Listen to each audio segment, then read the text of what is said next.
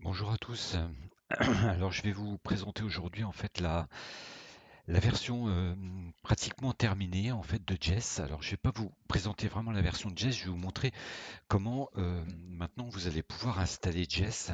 En fait je ne vais plus utiliser la partie où je vais vous zipper tout le répertoire et après c'est à vous de vous débrouiller au niveau des fichiers que vous voulez installer. En fait là je vous ai créé à tous, ben, vous verrez maintenant vous allez pouvoir télécharger en fait un installateur donc qui va vous permettre d'installer la version de Jess. Donc là prochainement je vais vous mettre en ligne la 5.9.2. Donc vous verrez, il y a quelques évolutions sur cette version-là. Donc comment ça fonctionne? Ben, c'est relativement simple. Vous lancez l'application, il vous demande de choisir la langue, ben, français.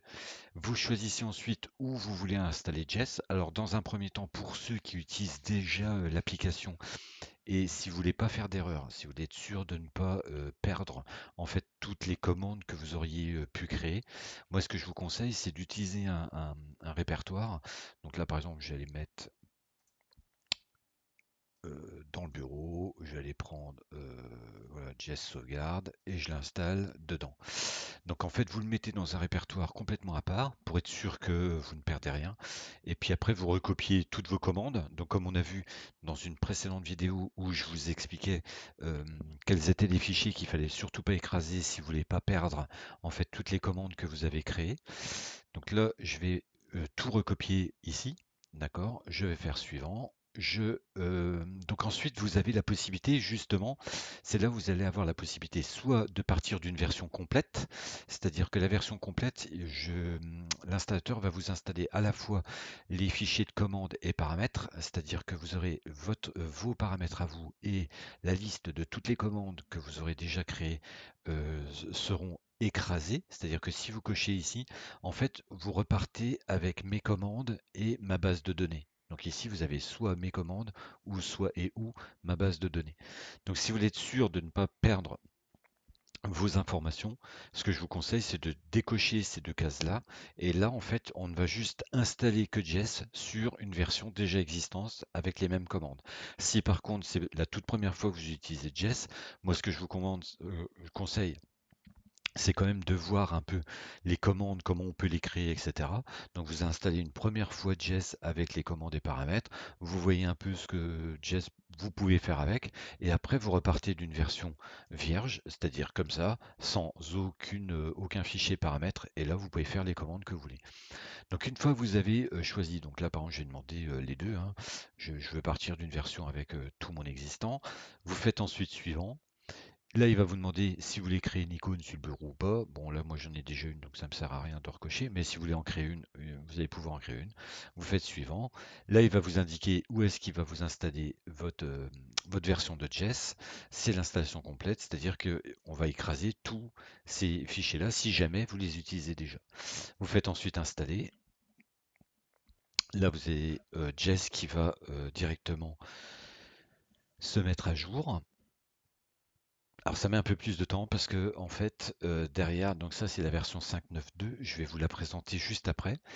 Vous allez voir, il y a une évolution en fait dans la 5.9.2 où j'ai intégré un module de radio. Alors grâce à quelqu'un alors qui porte le même voilà le même prénom que moi, mais comment dirais-je, qui m'a proposé, donc il s'est abonné sur ma chaîne YouTube et qui m'a proposé de m'envoyer des musiques qui fait entre guillemets via synthé et qui permettent d'avoir vraiment l'ambiance un peu dans l'espace, un peu des musiques un peu style années 80, musique un peu synthétique et autres. Et moi j'ai trouvé ça super bien. En gros, je l'utilise, enfin je le mettais en musique de fond, et vous allez voir, ça va permettre ben, de l'avoir directement dans Jess. Donc là, vous faites terminer. Naturellement, il vous exécute Jess avec tous les paramètres euh, déjà préconfigurés. Donc là, si par exemple je me mets dans Jess sauvegarde, ben, vous voyez, il m'a bien créé un répertoire Jess avec voilà, tous les programmes comme on avait avant. Le gros avantage, c'est que vous pouvez aussi désinstaller l'application parce que naturellement ici, dans le menu démarrer, il vous aura créé une application qui s'appelle Jess. Donc là, vous allez pouvoir en fait maintenant désinstaller Jess proprement.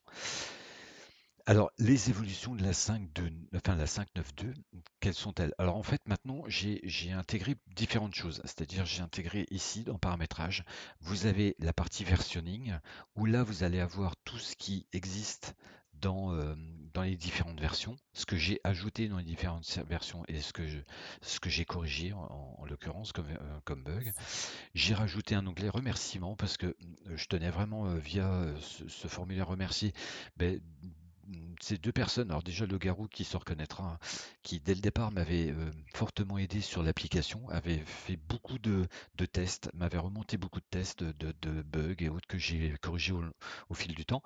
Et puis ben, Milestorm, donc qui est cette personne en fait qui crée des musiques et que j'ai intégré dans la radio jazz. Donc je l'ai remercié de m'avoir filé un peu toutes ces musiques gracieusement.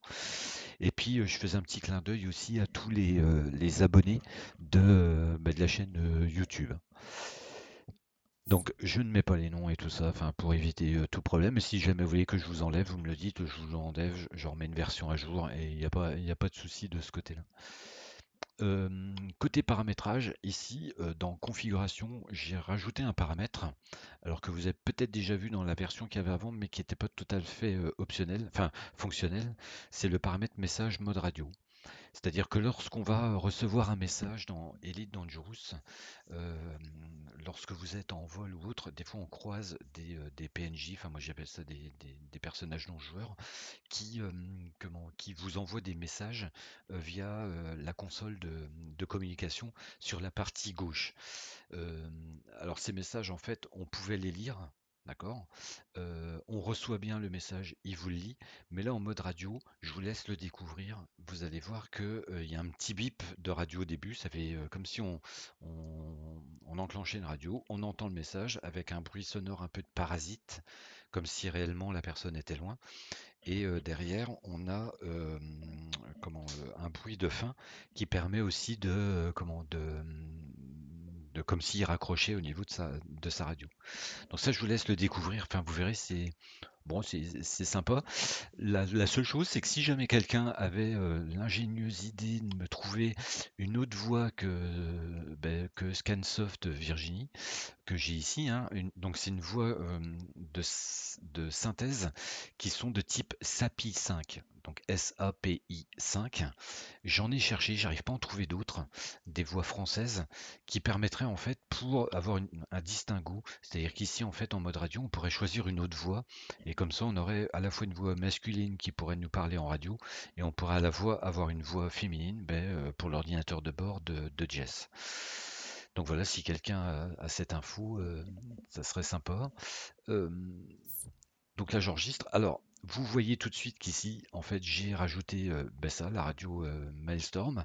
Alors, pour l'instant, elle n'est pas commandable à la voix. Je vais le rajouter dans une future version. On pourra dire lis la radio, enfin, je vais écouter la radio, passe à la chanson suivante, chanson précédente, etc.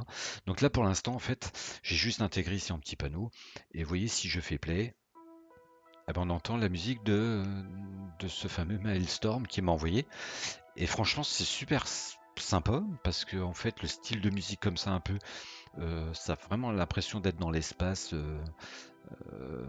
et puis autres. Alors, il y a des musiques très space, un peu comme ça, qui après sont vraiment bien foutues. Enfin, voilà, en termes musical, il y a des musiques un peu plus, voilà, un peu plus rythmées. Bon, qui pourraient être pendant des périodes de combat ou des choses comme ça, mais qui sont pas mal aussi, un peu synthétiques. Donc, je vous laisse les découvrir. Je vais pas les passer là tous en revue. Je vous laisse les découvrir et puis bah, si jamais vous voulez, vous pouvez me laisser des petits messages.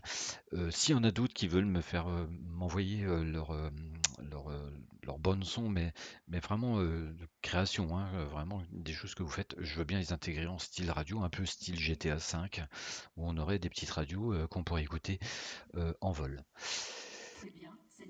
Voilà, donc forcément, elle a reconnu le mot. Je vais peut-être la désactiver. Voilà. Autrement, en termes d'évolution, c'est principalement voilà, les évolutions que j'ai juste ajoutées sur cette version-là. J'ai recorrigé euh, deux, trois petits bugs qu'il y avait dans des versions enfin, dans la version précédente. Euh, les phrases de lecture automatique fonctionnent un peu mieux. J'ai optimisé un peu en termes de mémoire et donc je vous laisse découvrir un peu voilà, ce qu'on vient de voir aujourd'hui. Eh ben, écoutez, je vous remercie. Je vous souhaite à tous une bonne journée et puis à plus dans l'espace.